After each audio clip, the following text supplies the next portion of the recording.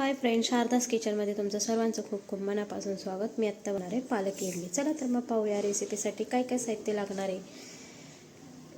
मी पालक इडलीसाठी हे पालक घेतलेले आहेत. थोडेसे पालकचे पाने घेतलेली आहेत, ती स्वच्छ धुवून घ्यायची आहे. हे राशनचे तांदूळ घेतलेले आहेत. मी 1-2 वाटी राशनचे तांदूळ घेतलेले आहेत. आणि ही उडीद डाळ आहे, ती मी 1 मूठ उडीद डाळ घेतलेली आहे. तर मी आता हे 10-12 लसूण पाकळ्या घेतलेल्या आहे. आल्याचा 1 इंचाचा तुकडा घेतलेला आहे. 4-5 मिरच्या घेतलेल्या आहे. हे मी तिन्ही स्वच्छ धुवून घेणार आहे. मी हे एका पातेल्यामध्ये स्वच्छ धुवून घेतलेले आहेत. 2-3 पाण्याने स्वच्छ धुवून घ्यायचे. मी ह्याच्यामध्ये पाणी ओतणार आहे. आता हे भिजवण्यासाठी पाणी ओतायचं आहे. पाहू शकता मी हे पालक पण स्वच्छ धुवून घेतलेली आहे. उडीद डाळ पण मी स्वच्छ धुवून घेतली आहे. त्यामध्ये मी पाणी ओतून ठेवलेलं आहे. हे 5 तास भिजत ठेवायचं आहे. हे तांदूळ पण भिजत ठेवायचं आहे 5 तास. पाहू शकता हे आता 5 तास झालेले आहे. चांगलं तांदूळ भिजलेले आहे. हे बघा, खूप छान असे तांदूळ भिजलेले आहे. हे आता मिक्सरमध्ये मी वाटून घेणार आहे. हे उडीद डाळसुद्धा चांगली भिजलेली आहे छान. हे पण एकत्र वाटून घेणार आहे. हे थोडं थोडं वाटून घ्यायचं, पेस्ट बनवायची, एकदम बारीक पेस्ट बनवायची आहे. तर हे वाटून झालेलं आहे, पेस्ट बनवून झालेली आहे. ती कढई ठेवली, त्यामध्ये मी ही पालकची भाजी टाकून घेणार आहे. थोडं पाणी टाकून घ्यायचं त्यामध्ये.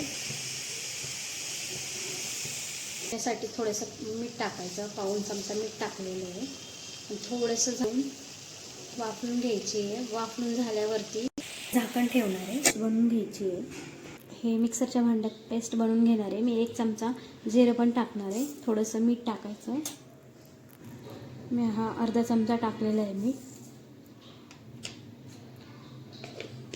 मी याची पेस्ट बनवून घेणार आहे. आलं लसूणची पेस्ट आहे, त्याच्यामध्येच टाकून घ्यायची पालकची भाजी. ती पण पेस्ट करून घ्यायची आहे. पाहू शकता ही पेस्ट बनवून झालेली आहे. हे बघा, मी आता त्यामध्ये पालकची पेस्ट टाकून घेणार आहे. आपण ही पालकची पेस्ट मिक्स करून घ्यायची आहे. रात्रभर ठेवून देणार आहे, म्हणजे आंबूसपणा येतो पिठाला. बघू शकता हे पीठ आता चांगलं आंबवलं गेलं. तर हे इडलीचं पीठ आता छान भिजलेलं आहे.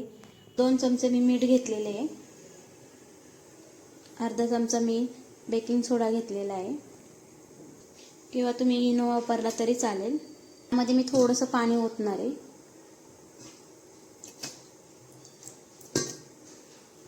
हे मिक्स करून घ्यायचं आहे.